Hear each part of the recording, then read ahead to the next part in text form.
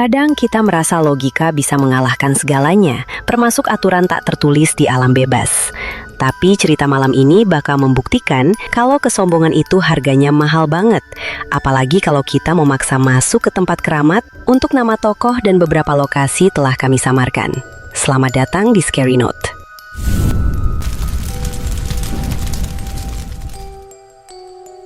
Pagi itu di titik kumpul Jakarta Selatan sebenarnya cuacanya cerah.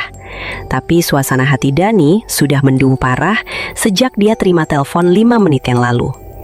Dia berdiri di samping bagasi mobil yang terbuka. Tangannya masih memegang ponsel dengan kencang sampai buku jarinya memutih. Satu temannya baru saja membatalkan perjalanan secara mendadak. Alasannya sakit, tapi sakitnya itu aneh. Tiba-tiba demam tinggi dan meracau nggak jelas pas subuh. Padahal semalam masih segar bugar waktu video call. Masalahnya ini bikin kacau hitungan. Rencana awal mereka berangkat berenam, jumlah genap yang ideal buat sistem berpasangan alias buddy system di gunung. Sekarang dengan mundurnya satu orang, tersisa Dani, Ramdan, Galang, Imas, dan Cindy. 5 orang, jumlah ganjil. Buat pendaki lama, ganjil itu angka yang dihindari karena mitosnya selalu ada yang menggenapi. Tapi Dani nggak mau ambil pusing soal itu. Di kepalanya cuma ada hitungan duit sewa mobil, logistik, dan bensin yang sudah patungan lunas. Gila aja kalau batal. Gerutu Dani sambil melempar tas kerilnya ke bagasi agak kasar. Dia ngeliat teman-temannya yang lain mukanya pada bingung. Sebagai pemimpin rombongan, Dani merasa gengsinya dipertaruhkan kalau rencana ini gagal cuma gara-gara satu orang sakit. Dia menatap mereka satu-satu dan bilang dengan nada final, "Kita tetap jalan. Duit udah keluar banyak, sayang kalau hangus. Lagian cuma kurang satu orang, gak ngaruh lah." Keputusan itu diambil murni karena ego dan dompet, tanpa sadar kalau dia baru saja membuka pintu masalah yang jauh lebih mahal harganya daripada uang patungan. Suasana di dalam mobil pas mereka mulai jalan ke arah tol Jagorawi terasa agak canggung. Dan makin gak enak pas Cindy mulai meringis kesakitan sambil memegangi perut bawahnya. Perjalanan belum sampai Bogor, tapi wajah Cindy sudah pucat dan keringat dingin mulai keluar di pelipisnya. Dia lagi dapat tamu bulanan, hari pertama pula yang biasanya emang lagi sakit-sakitnya. Imas yang duduk di sebelahnya dan memang punya kepekaan lebih soal hal-hal yang gak kelihatan, langsung rasa gak enak. Dia tahu betul ada aturan tak tertulis, pamali, soal perempuan yang lagi haid mendaki gunung yang dianggap keramat atau suci, karena darah kotor itu bisa mengundang hal-hal yang gak diinginkan. Dengan suara pelan dan hati-hati, Imas coba ngomong ke Dani yang lagi nyetir dan Ramdan di kursi depan. "Dan, Ram, mending kita pikir ulang deh. Atau minimal Cindy nunggu di base camp aja, jangan naik. Bahaya loh, lagi haid gini naik ke tempat begituan," kata Imas. Tapi respons dari kursi depan justru bikin hati Imas mencelos. Ramdan langsung menoleh ke belakang sambil ketawa remeh. "Ya elah Imas, lo kebanyakan denger cerita horor di YouTube sih. Fisik Cindy kan kuat, dia atlet voli pas kuliah. Sayang kalau dia nggak ikut muncak," kata Ramdan, mendukung keputusan Dani buat lanjut terus. Dani cuma ngangguk setuju dari balik kemudi, bilang kalau zaman sekarang pembalut udah canggih dan gak bakal bocor sembarangan. Cindy yang ngerasa gak enak karena udah bikin repot, akhirnya cuma senyum tipis dan bilang dia kuat. Padahal jauh di dalam hatinya, Imas merasa ada alarm bahaya yang berdering kencang banget di kepalanya. Tapi suaranya kalah sama dominasi logika laki-laki di depan sana. Mobil terus melaju menembus malam, dan saat sebagian besar dari mereka tertidur karena lelah macet-macetan, Galang mulai masuk ke dunia mimpi yang bakal jadi pertanda buruk pertama buat mereka. Posisi tidur Galang sebenarnya nggak nyaman, lehernya menekuk aneh di sandaran kursi tengah, tapi rasa capek bikin dia pules banget. Di dalam tidurnya itu, dia mimpi lagi jalan kaki di sebuah setapak hutan yang dia nggak kenal. Suasananya hening, gak ada suara angin atau binatang, cuma suara langkah kaki mereka berlima. Dia bisa melihat punggung Dani di paling depan, terus Ramdan, Cindy, Imas, dan dia sendiri di paling belakang. Formasinya lengkap, 5 orang. Tapi keanehan mulai muncul pas Galang iseng menunduk melihat ke tanah. Matahari di mimpi itu terik banget. Jadi bayangan tubuh mereka tercetak jelas, hitam pekat di atas tanah coklat yang kering. Galang mulai menghitung bayangan itu satu persatu. 1 bayangan punya Dani, 2 bayangan punya Ramdan, 3 punya Cindy, 4 punya Imas, 5 punya dia. Tapi matanya membelalak kaget karena dia melihat ada 1 bayangan lagi. Bayangan ke-6. Bentuknya kurus, panjang, dan posisinya nyempil di antara bayangan Cindy dan Imas. Seolah-olah ada orang lain yang berjalan berimpitan di sana, tapi wujud fisiknya nggak ada. Jantung Galang langsung berdegup kencang di dalam mimpi itu. Dia mau teriak ngasih tahu teman-temannya, tapi suaranya nggak keluar. Saat bayangan ke-6 itu pelan-pelan mulai memanjang dan menyentuh bayangan kakinya, Galang tersentak bangun. Napasnya ngos-ngosan, dadanya sesak, dan dia sadar mobil mereka baru saja melewati perbatasan puncak Cianjur yang gelap gulita. Galang berusaha menenangkan diri dengan minum air mineral, tapi perasaan diawasi dari mimpi tadi masih nempel banget sampai mereka tiba di base camp Cibodas. Waktu menunjukkan hampir tengah malam saat mereka turun dari mobil. Udara dingin Cibodas langsung menusuk tulang, ditambah suasana lembab sisa hujan sore tadi. Mereka memutuskan buat makan dulu di warung base camp yang masih buka 24 jam buat ngisi tenaga. Teman-temannya sibuk pesen mie rebus dan kopi, ngobrolin rute besok, tapi Galang justru nggak fokus. Dia duduk menghadap ke jalan raya yang sepi. Di seberangnya ada batas hutan gelap yang jadi pintu masuk kawasan Taman Nasional. Lampu warung yang terang bikin kontras sama kegelapan di seberang sana jadi makin tajam. Sambil nyeruput kopinya, mata Galang menangkap sesuatu di pinggiran hutan itu. Ada bentuk yang aneh. Awalnya dia pikir itu cuma pohon, tapi bentuknya kayak orang yang lagi berdiri diam, ngintip ke arah warung mereka dari balik batang pohon besar. Sosoknya gelap, gak jelas laki atau perempuan, tapi kepalanya miring sedikit, seolah lagi mengamati mereka lekat-lekat. Galang menyipitkan mata, mencoba memperjelas pandangannya. Dia mengucek matanya sebentar, berharap itu cuma efek ngantuk. Pas dia lihat lagi, sosok itu sudah nggak ada, cuma ada ranting pohon yang bergoyang kena angin. Galang menghela napas lega, meyakinkan dirinya sendiri kalau itu cuma pareidolia. Otaknya yang capek salah menerjemahkan bentuk ranting jadi bentuk orang. Dia memilih diam dan nggak cerita ke siapa-siapa. Takut dibilang penakut sama Dani atau Ramdan yang lagi asik ketawa-ketawa. Padahal, diamnya Galang itu justru bikin rasa takutnya mengendap di alam bawah sadar, jadi racun yang pelan-pelan menggerogoti mentalnya. Malam itu mereka tidur sebentar di warung, dan paginya langsung siap-siap mengurus simaksi atau surat izin masuk kawasan konservasi di pos penjagaan. Nah, di pos perizinan inilah kejadian aneh kedua terjadi, dan kali ini disaksikan oleh semua orang, meskipun reaksinya beda-beda. Mereka berlima berdiri di depan loket kaca, menyerahkan kartu identitas dan formulir yang sudah diisi. Petugas jaganya bapak-bapak parubaya dengan seragam hijau tua, wajahnya datar dan matanya tajam banget waktu memeriksa kelengkapan mereka. Bapak itu menghitung jumlah KTP di tangannya. 1, 2, 3, 4, 5. Terus dia mendongak menatap rombongan Dani. Tatapan bapak itu bukan tatapan biasa, tapi tatapan menyelidik, kayak ada yang ganjil di matanya. Dia melihat ke arah Cindy, lalu matanya geser sedikit ke ruang kosong di sebelah kanan Cindy. Seolah-olah dia melihat ada orang lain yang berdiri di sana, tapi belum menyerahkan KTP. Cuma berlima, Neng? Tanya bapak itu dengan nada datar tapi menusuk. Temannya yang satu lagi mana? Kok nggak dikasih KTP-nya? Cindy langsung merinding. Dia refleks menoleh ke sebelahnya yang jelas-jelas kosong melompong. Hah? Kami emang cuma berlima kok, Pak? Jawab Cindy agak gagap. Dani buru-buru menimpali. Iya, Pak, berlima aja. 1 batal ikut. Bapak petugas itu diam sebentar. Matanya masih terpaku ke ruang kosong di sebelah Cindy selama beberapa detik yang terasa lama banget. Baru kemudian dia mengangguk pelan sambil bergumam. Oh, ya sudah. Hati-hati ya. Jangan misah-misah. Pertanyaan itu sederhana, tapi efeknya bikin mental Cindy langsung down. Dia merasa bapak itu melihat sesuatu yang menggenapi jumlah mereka. Sesuatu yang sekarang mungkin sedang berdiri tepat di sampingnya. Setelah urusan administrasi selesai, mereka mulai jalan kaki melewati jalan berbatu menuju gerbang rimba, meninggalkan keramaian peradaban di belakang.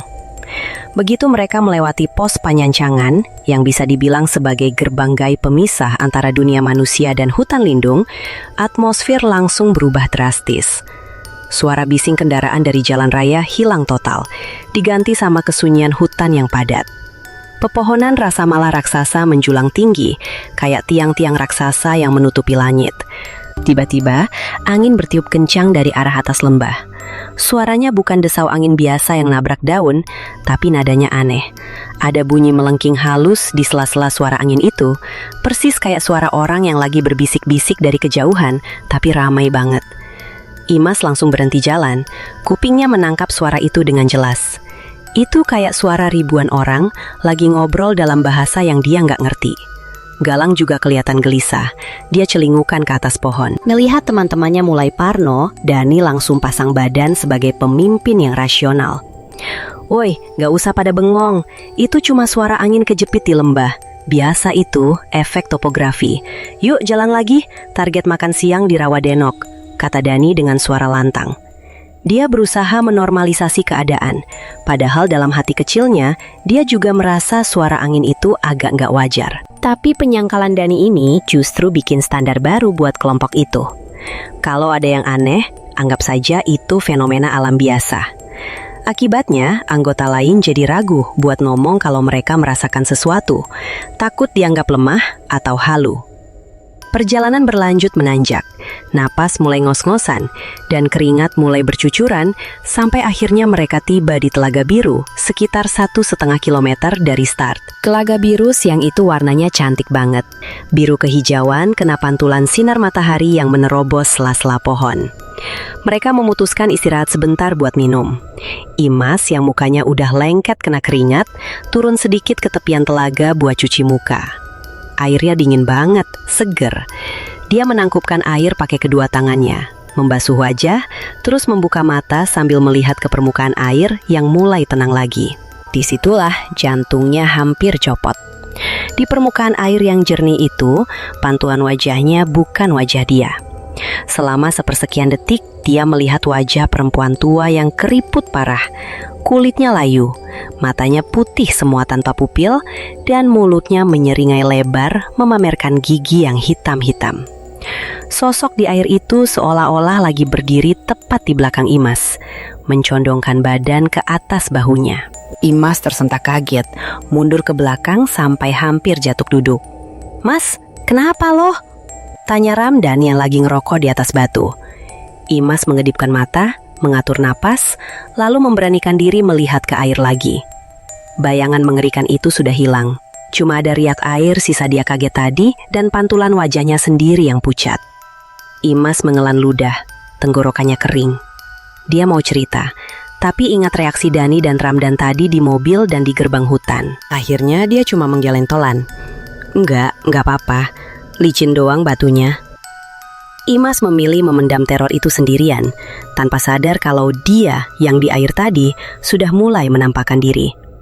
Setelah istirahat singkat itu, mereka lanjut jalan lagi menuju jembatan kayu panjang yang membelah Rawadenok atau Rawa Gayonggong. Area Rawadenok ini beda banget sama hutan tertutup tadi. Ini area terbuka, isinya ilalang tinggi dan pakis, dengan jembatan kayu ulin yang memanjang di atas rawa. Masalahnya, cuaca di gunung itu nggak bisa ditebak. Pas mereka lagi di tengah-tengah jembatan, kabut tebal tiba-tiba turun dengan cepat, kayak selimut putih yang jatuh dari langit. Jarak pandang langsung drop, cuma kelihatan 1-2 meter ke depan. Rombongan jadi terpisah-pisah jaraknya. Galang berjalan sendirian di tengah.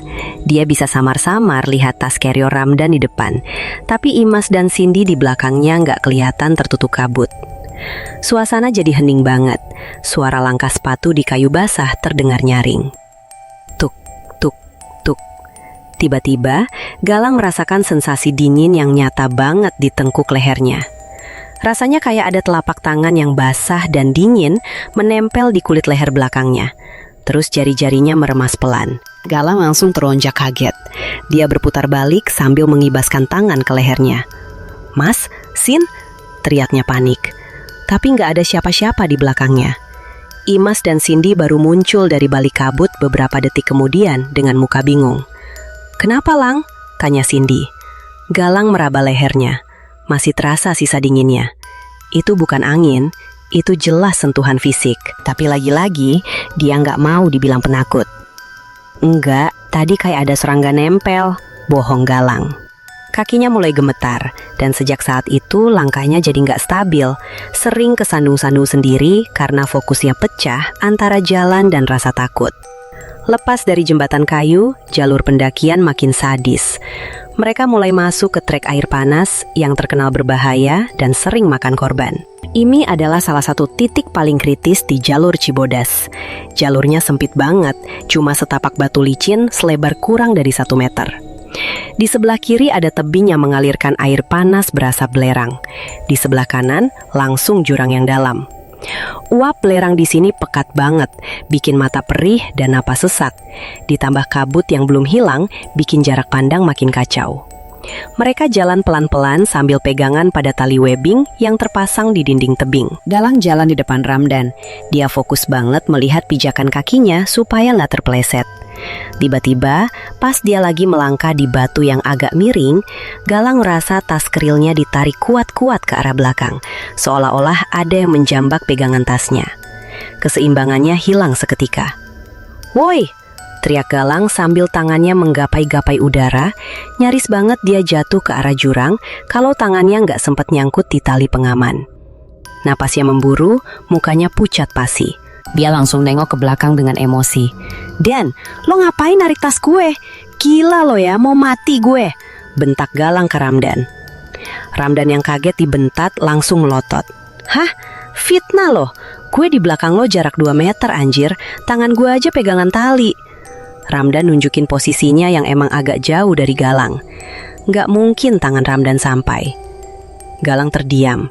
Dia yakin banget rasanya tadi itu tarikan tenaga manusia, bukan tersangkut ranting.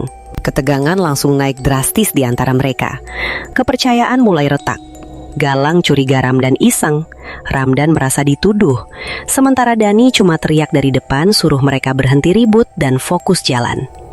Mereka nggak sadar, perpecahan ini adalah apa yang ditunggu-tunggu sama penghuni tempat itu.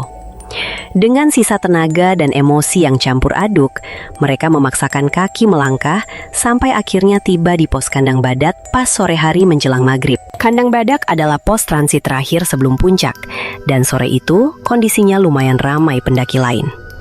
Tapi sialnya, karena mereka sampai agak telat, lapak-lapak yang tanahnya datar dan strategis sudah penuh semua. Mereka terpaksa mendirikan tenda agak melipir ke pinggir, sedikit masuk ke area yang lebih rimbun dan terpisah dari kerumunan tenda warna-warni lainnya. Jarak tenda mereka ke tenda tetangga terdekat lumayan jauh, sekitar 50 meteran, terhalang semak-semak tebal. Keputusan logistik ini kelihatannya sepele, cuma masalah cari lahan kosong. Tapi secara nggak sadar, mereka baru saja mengisolasi diri mereka sendiri. Begitu matahari mulai hilang dan langit berubah jadi ungu gelap, suasana di sekitar tenda mereka langsung beda. Suara obrolan dan tawa dari kelompok pendaki lain terdengar sayup-sayup dan jauh, seolah mereka ada di dunia yang berbeda. Di sekitar mereka cuma ada pohon-pohon besar yang bayangannya makin lama makin gelap, seakan-akan hutan itu pelan-pelan bergerak maju, mengepung tenda mereka yang berdiri sendirian. Rasa aman karena banyak orang hilang seketika. Mereka benar-benar sendirian di pojokan itu, dan malam baru saja dimulai. Di dalam tenda yang sempit, mereka duduk berdempetan, tapi rasanya dingin malam itu bukan cuma karena suhu udara, tapi karena ketakutan yang mulai merayap naik dari ujung kaki ke kepala. Malam itu di Kandang Badak, setelah mereka selesai makan mie instan yang rasanya hambar karena lidah sudah kebas kedinginan, suasana di sekitar tenda berubah jadi mencekam banget. Kabut turun makin tebal, sampai cahaya senter dari tenda tetangga yang jaraknya 50 meter itu cuma kelihatan kayak titik buram yang mau mati. Mereka memutuskan buat tidur cepat supaya besok bisa bangun subuh buat ke puncak. Tapi nyatanya, mata mereka susah banget diajak kompromi. Dani sudah masuk ke sleeping bag. mencoba memejamkan mata, tapi kupingnya tetap siaga. Di luar sana, angin hutan yang tadinya berisik tiba-tiba mati total.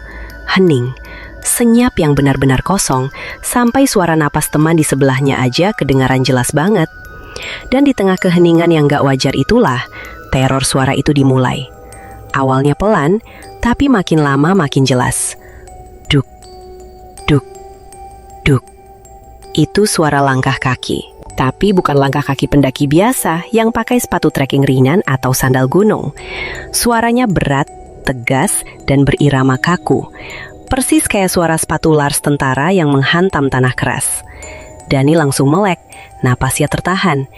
Dia melirik ke arah Ramdan, dan ternyata Ramdan juga sudah bangun dengan mata melotot menatap atap tenda. Suara itu berputar mengelilingi tenda mereka. Duk, duk, duk, konstan. Ritmenya nggak berubah. Nggak ada suara ranting patah atau gesekan daun. Cuma suara hantaman sol sepatu ke tanah. Galang yang tidur di pinggir mulai gemetar. Dia menarik sleeping bagnya sampai nutupin kepala. Mereka semua diam. Nggak ada yang berani ngomong atau sekedar batuk. Logika Dani berusaha keras mencari alasan. Mungkin itu pendaki lain yang iseng. Atau mungkin ranger patroli. Tapi jam tangan Dani menunjukkan pukul 11 malam. Dan siapa orang gila yang mau baris berbaris keliling tenda orang lain di tengah hutan gelap gulita begini? Suara itu terus berputar. Makin lama rasanya makin dekat, seolah lingkaran jalannya makin menyempit ke arah tenda mereka. Rasanya kayak ada penjaga yang lagi menginspeksi tahanan, memastikan gak ada yang bisa kabur. Ketegangan di dalam tenda itu padat banget, sampai rasanya oksigen menipis drastis. Jam demi jam berlalu dengan penyiksaan mental itu.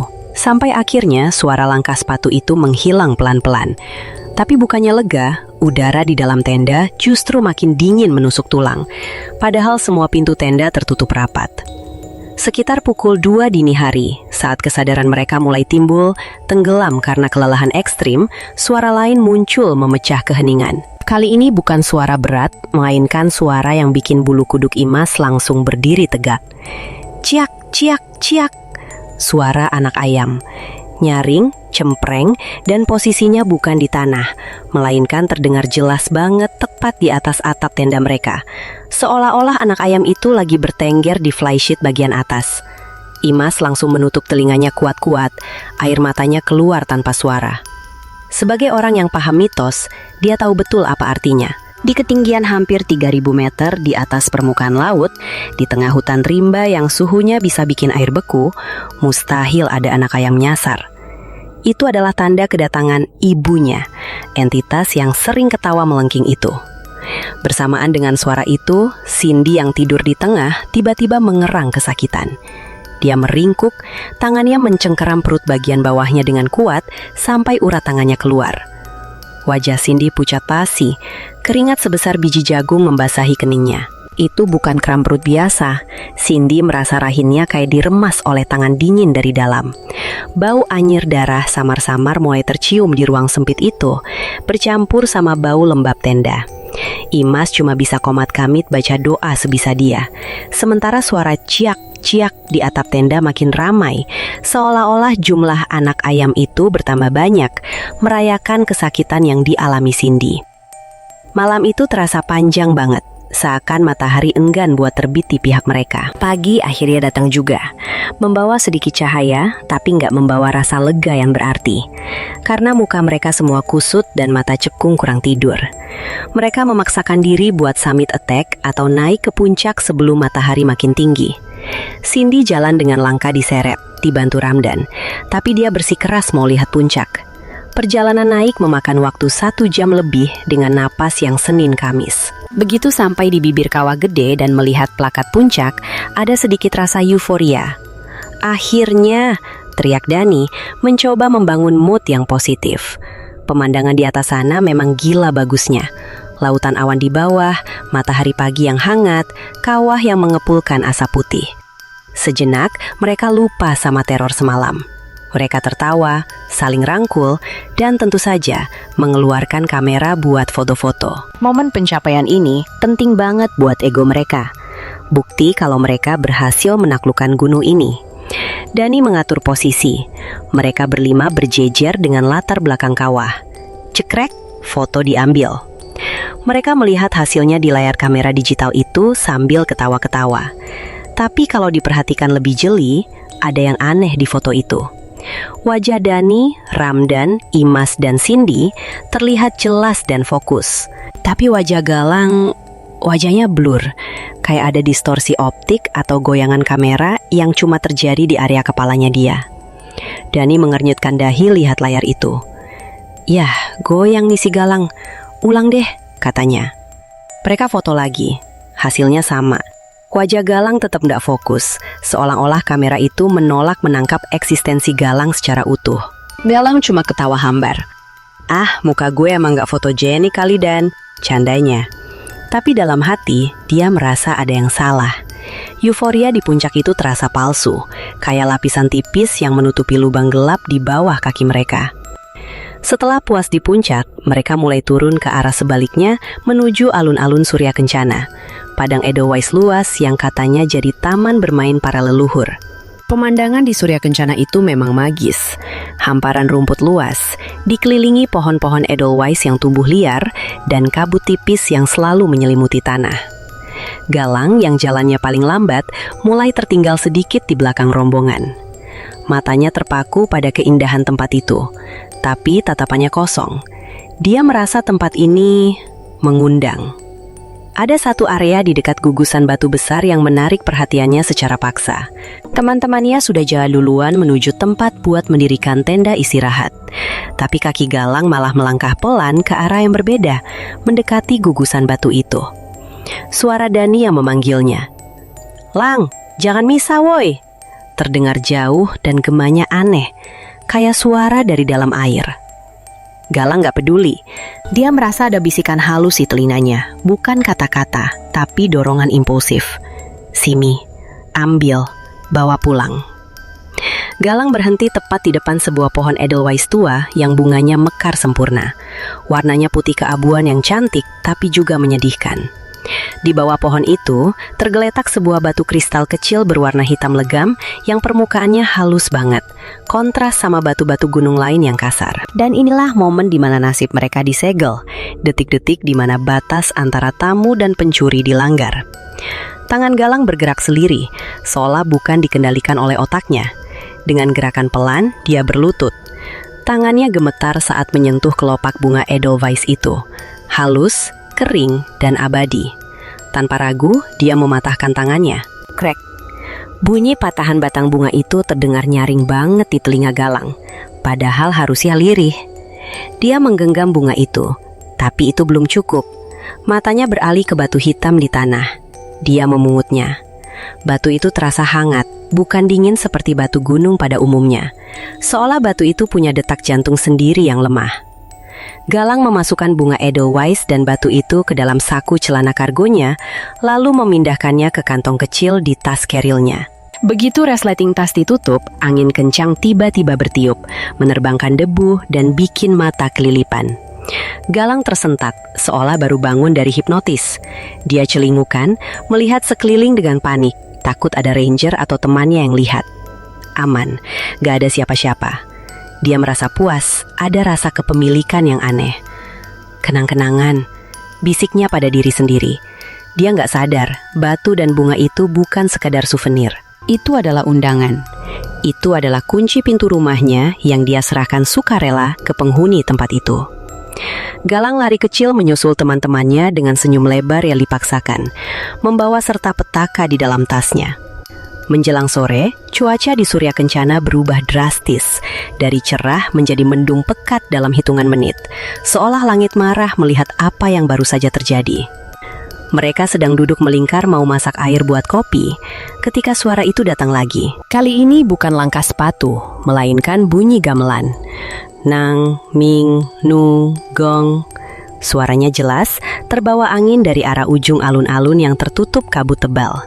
Iramanya pelan, menyayat hati, khas lagu-lagu Sunda Buhun zaman dulu yang dipakai buat ritual. Awalnya Dani mau menyangka lagi, mau bilang itu suara angin lagi, tapi kali ini suaranya terlalu terstruktur.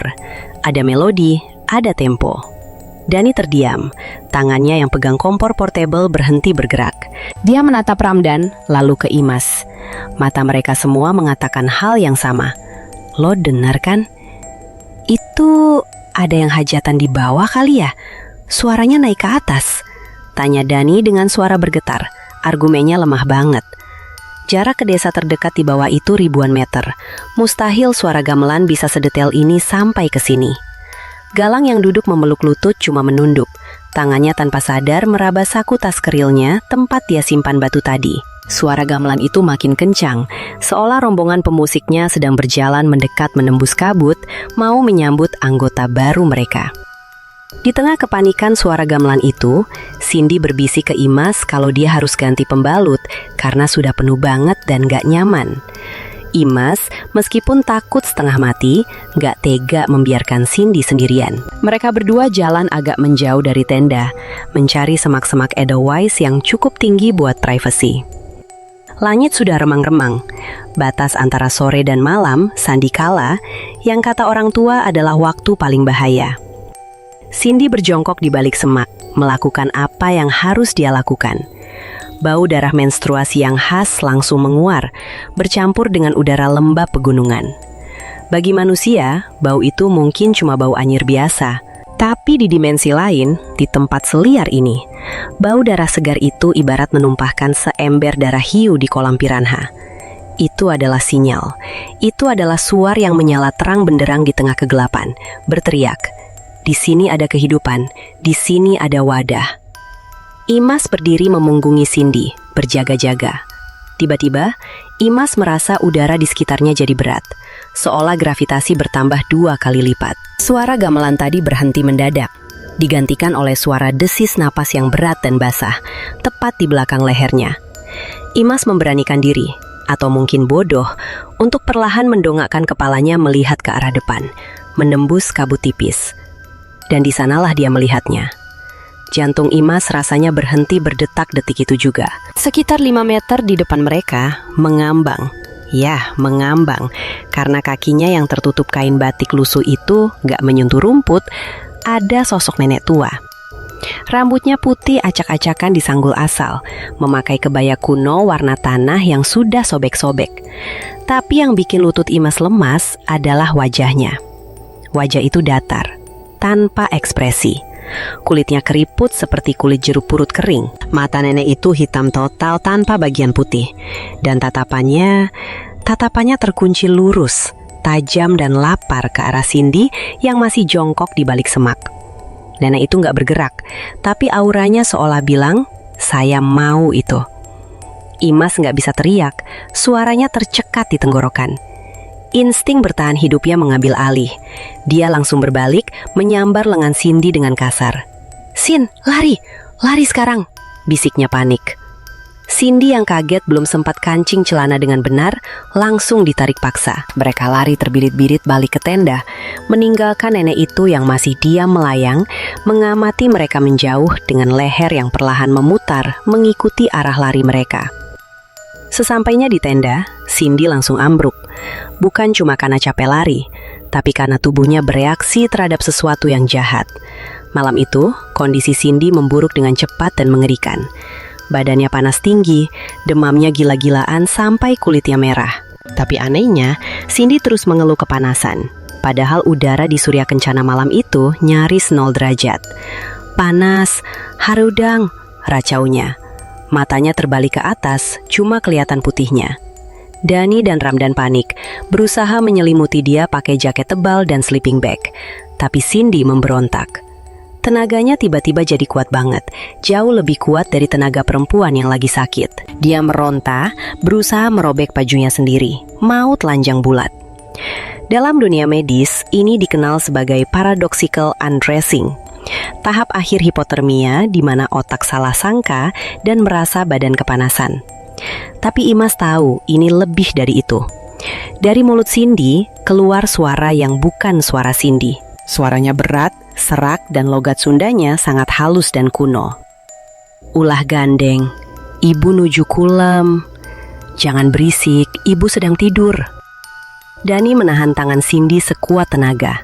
"Sin, sadar Sin, jangan buka baju," teriak Dani, air matanya mulai keluar karena frustrasi dan takut. Cindy menyeringai, senyumnya miring. Mirip banget sama seringai wajah di telaga biru yang dilihat Imas. Malam itu mereka lalui dengan bergantian memegangi Cindy yang terus meronta dan meracau. Sementara di luar tenda, bayangan-bayangan hitam terlihat berlalu lalang menutupi cahaya bulan. Matahari pagi akhirnya muncul, dan Cindy pingsan karena kelelahan, tapi setidaknya demamnya sedikit turun. Dani mengambil keputusan eksekutif. Mereka harus turun sekarang juga, lewat jalur putri yang curam, tapi lebih cepat sampai ke peradaban. Mereka berkemas dengan buru-buru, asal masukin barang ke tas. Nggak ada rapi-rapi, yang penting semua masuk. Galang mengangkat tas kerilnya. Saat dia mencoba memanggul tas itu ke bahu, dia hampir terjengkang ke belakang. Berat banget. Tasnya terasa 3 kali lipat lebih berat dari waktu berangkat. Padahal isinya harusnya berkurang karena logistik makanan sudah habis dimakan. Gila, berat banget tas gue, Dan. Keluh Galang sambil meringis kesakitan. Dia mencoba mengintip isi tasnya. Takut ada teman yang iseng masukin batu besar. Tapi pas dibuka, isinya cuma baju kotor dan peralatan tidur. Nggak ada yang aneh. Tapi begitu diangkat lagi, rasanya kayak dia lagi gendong orang dewasa di punggungnya, bukan tas gunung. Galang nggak tahu kalau beban itu memang bukan benda fisik. Batu dan bunga di saku kecil tasnya itu sekarang sudah menjadi rumah. Entitas itu sudah pindah. Galang bukan lagi bawa tas. Dia sedang memanggul penumpang yang siap ikut dia pulang ke Jakarta. Dengan langkah berat dan punggung yang rasanya mau patah, Galang mulai menuruni jalur berbatu itu, menjadi yang paling lambat di antara rombongan yang sedang dikejar ketakutan. Jalur turun via Putri itu dikenal dengan sebutan jalur penyiksa lutut. Dan siang itu julukan tersebut benar-benar terbukti. Mereka sampai di area yang penuh dengan akar-akar pohon besar yang melintang di jalan setapak. Bentuknya semrawut mirip ular-ular raksasa yang saling membelit. Galang, yang posisinya ada di tengah barisan, jalannya makin lama makin pelan dan sering banget berhenti mendadak. Setiap kali Galang berhenti, napasnya terdengar berat banget. Kayak orang yang habis lari maraton, padahal mereka baru jalan 10 menit dari pos terakhir. Mukanya pucat, matanya celingukan gelisah ke arah bahu kirinya sendiri. Dan, berhenti bentar Dan, sumpah berat banget. Keluh Galang sambil memegang bahunya. Teman-temannya yang lain mulai kesal karena mereka lagi dikejar waktu, takut kemalaman di jalan. Ayo dong Lang, dikit lagi sampai pos bayangan. Sahut Dani agak negas, tapi Galang menggeleng kuat. Bukan capek biasa, Dan. Ini bahu gue rasanya panas banget, kayak ada yang dudukin. Sumpah, rasanya kayak gue lagi gendong orang, kata Galang dengan suara bergetar. Dia mencoba memijat tengkuknya, berharap rasa pegal itu hilang, tapi rasanya justru makin kaku. Yang bikin merinding, pas Galang ngomong gitu, Imas yang berdiri di belakangnya melihat sekilas bayangan gelap yang menempel rapat di punggung Galang. Posisinya bungkuk dengan dagu yang ditaruh tepat di atas bahu kiri Galang. Imas langsung membuang muka, pura-pura benerin tali sepatu, gak berani bilang apa-apa karena takut bikin panik massal di jalur curam itu. Galang kembali jalan dengan langkah diseret, seolah-olah dia lagi bawa beban dosa satu kampung di punggungnya yang kurus itu. Melihat Galang yang sudah hampir nyerah dan jalannya sempoyongan kayak orang mabuk, Ramdan yang memang fisiknya paling kuat akhirnya lah tega juga. Di pos Simpang Maleber, Ramdan memutuskan buat mengambil alih beban Galang. "Sini, tas lo gue yang bawa, lo bawa tas kecil gue aja," kata Ramdan tegas sambil menarik paksa tas keril dari punggung Galang. Galang pasrah aja, dia sudah gak punya tenaga buat nolak. Tapi begitu tas keril itu pindah ke punggung Ramdan, perubahan suasananya instan dan drastis banget. Baru jalan 5 langkah, wajah Ramdan yang tadinya sabar langsung berubah merah padam menahan amarah. Napasnya jadi kasar, tiba-tiba dia berhenti dan menendang akar pohon di depannya dengan keras. Brak! "Anjing, kenapa sih kita harus lewat sini?" teriak Ramdan tiba-tiba, matanya melotot ke arah Dani. Dani kaget. "Woi, santai dong, kan kesepakatan bareng."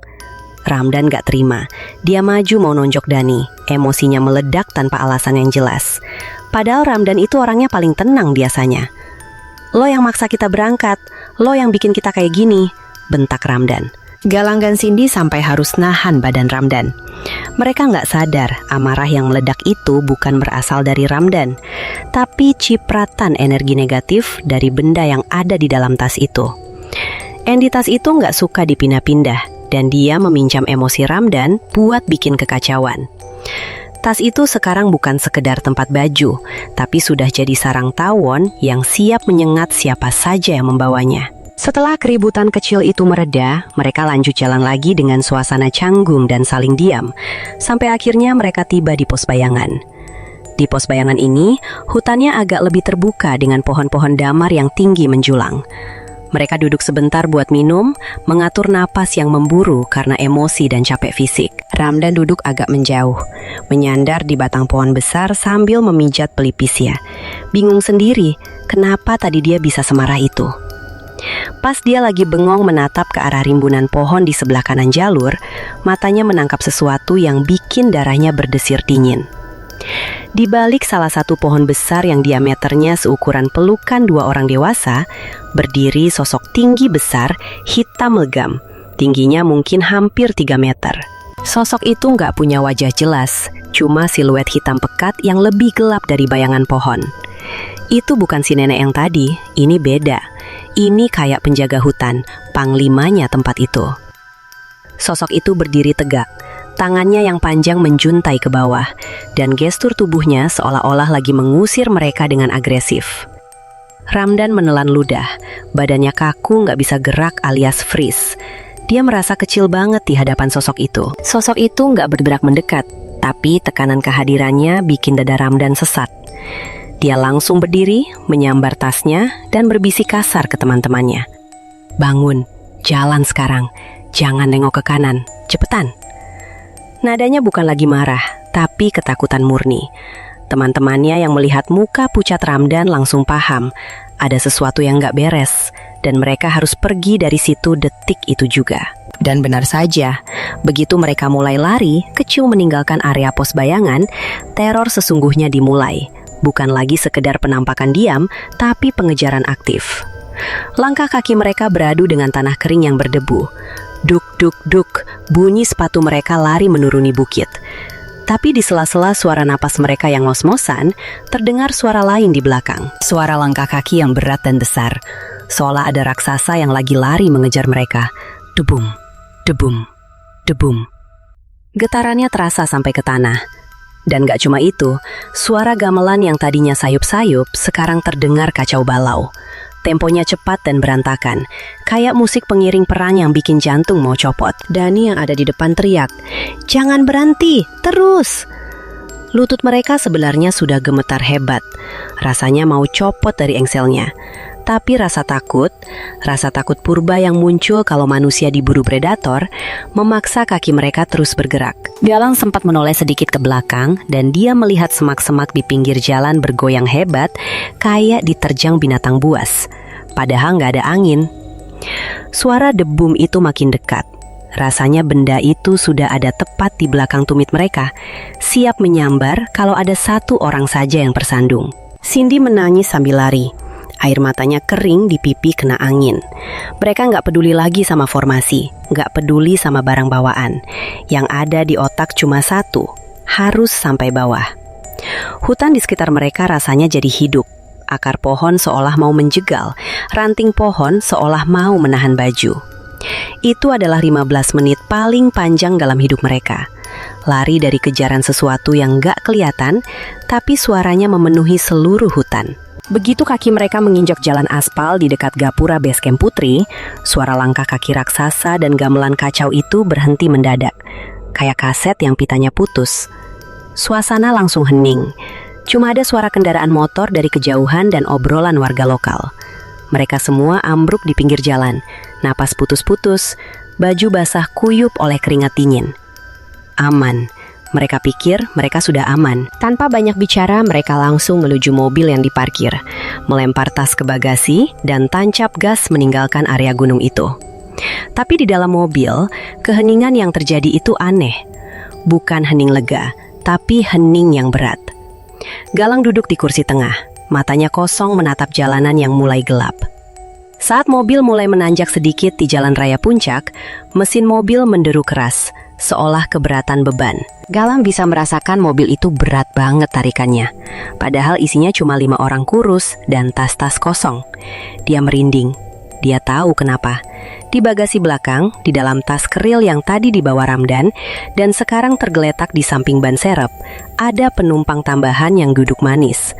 Batu dan bunga itu masih ada di sana. Entitas itu nggak tertinggal di hutan. Dia ikut. Dia sudah mengamankan kursinya untuk perjalanan wisata ke kota Jakarta. Dan gak ada satupun dari mereka yang sadar kalau teror sebenarnya baru saja dimulai.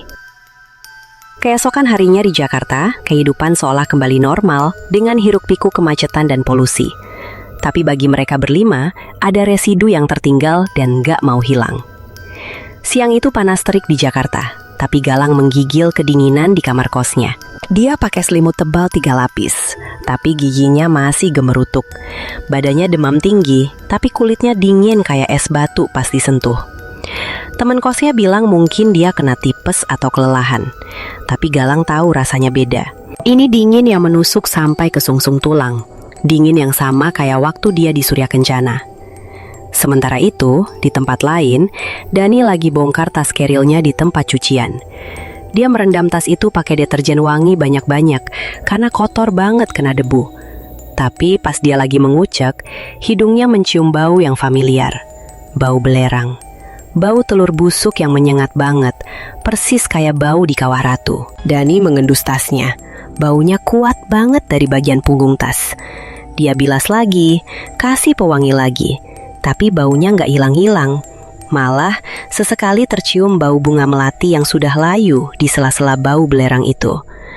Dani terduduk di lantai kamar mandi, menatap tas basah itu dengan tatapan kosong. Perasaan gak enak mulai menjalar di dadanya.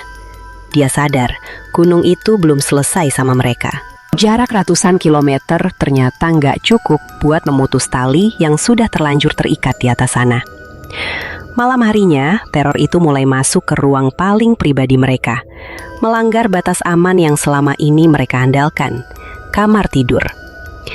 Cindy lagi duduk di depan meja riasnya, menyisir rambut panjangnya sebelum tidur.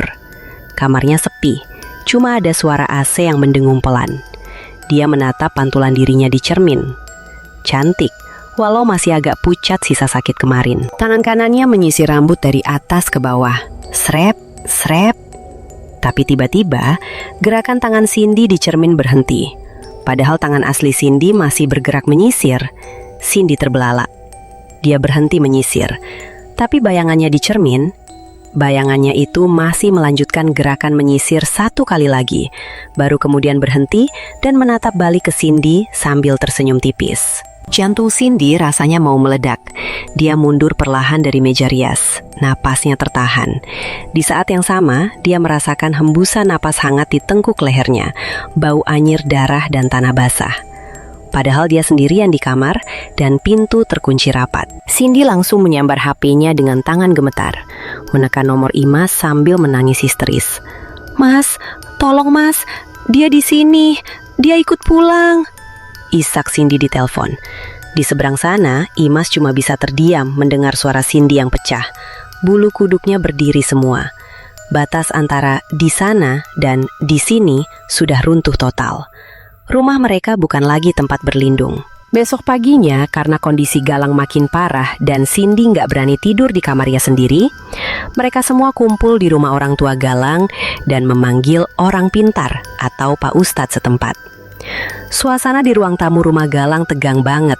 Pak Ustadz itu baru masuk kamar Galang sebentar, langsung keluar lagi sambil geleng-geleng kepala. Dia minta tas keril Galang dibawa keluar. Dengan hati-hati, Pak Ustadz membuka saku kecil di tas itu dan mengeluarkan batu hitam serta bunga Edelweiss yang sudah layu dan kering kerontang. Semua mata tertuju pada 2 benda kecil itu. Dani melotot ke arah Galang. "Lo ngambil ini, Lang?" Tanyanya nggak percaya. Galang cuma bisa mengangguk lemah, mukanya penuh rasa bersalah. Pak Ustadz menghela napas panjang. "Ini jangkarnya, Mas. Ini undangannya. Makhluk itu terikat sama benda ini. Dia merasa diundang ke rumah kalian karena kalian bawa rumahnya dia." Penjelasan itu masuk akal, sebuah logika mistis yang mengerikan. Galang tanpa sadar sudah jadi kurir yang mengantar makhluk itu masuk ke kehidupan mereka. Pak Ustadz bilang bendanya harus segera dilarung ke sungai yang mengalir ke laut dan Galang harus diruat atau dibersihkan. Ada sedikit rasa lega di wajah mereka. Akhirnya ketahuan penyebabnya. Akhirnya ada solusinya. Mereka pikir kalau bendanya dibuang, masalahnya selesai. Sesederhana membuang sampah. Proses pembersihan dilakukan sore itu juga. Suasananya intens dengan bau kemenyan dan doa-doa yang dilantunkan kencang. Galang duduk di tengah ruangan, badannya gemetar hebat. Saat Pak Ustadz menekan jempolnya ke tengkuk Galang, Galang tiba-tiba muntah hebat. Tapi yang keluar bukan makanan, melainkan cairan hitam pekat yang baunya busuk minta ampun. Bau belerang campur bangkai.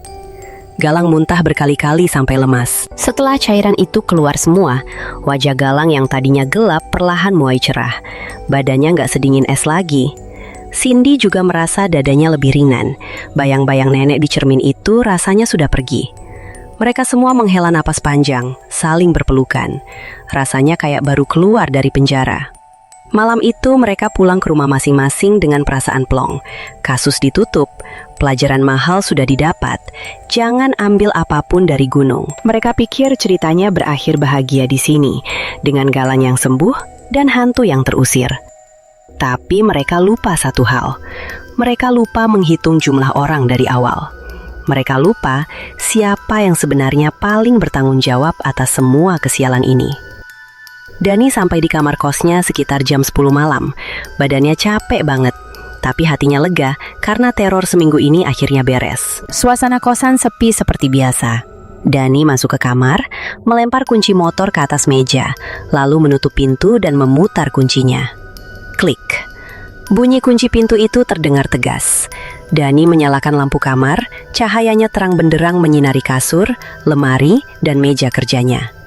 Dia berjalan santai menuju lemari buat ganti baju. Tapi saat dia mau buka baju, dia merasa ada yang aneh. Suasana di kamar itu padat. Udaranya terasa berat, beda sama udara kamar kosong biasanya. Bulu kuduk di leher Dani tiba-tiba berdiri tegak satu persatu. Gerakannya terhenti. Dia merasa ada yang berdiri di sudut kamar, tepat di belakang punggungnya. Pelan-pelan, sangat pelan, Dani membalikan badannya. Di sudut kamar, di antara lemari dan tembok, berdiri sosok nenek tua itu. Jelas, nyata, bukan bayangan, bukan halusinasi. Nenek itu berdiri diam, memakai kebaya lusuh yang sama, menatap Dani dengan mata hitamnya yang kosong.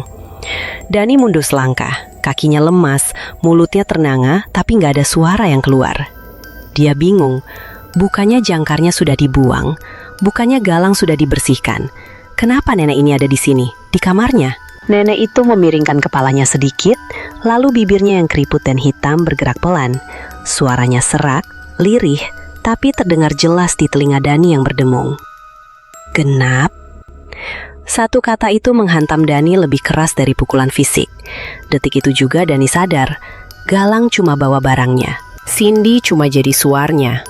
Tapi Dani adalah pemimpinnya. Dani yang memutuskan berangkat ganjil. Dani yang sombong menantang mitos.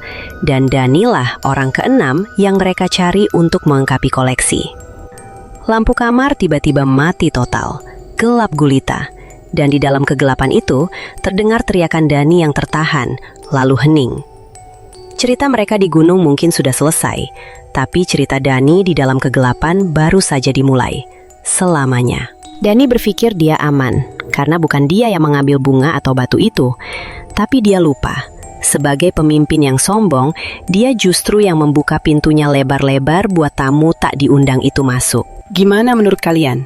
Pernah punya pengalaman mendaki dengan jumlah ganjil? Atau mengalami kejadian aneh gara-gara melanggar pantangan di gunung? Tulis pendapat kalian di kolom komentar ya.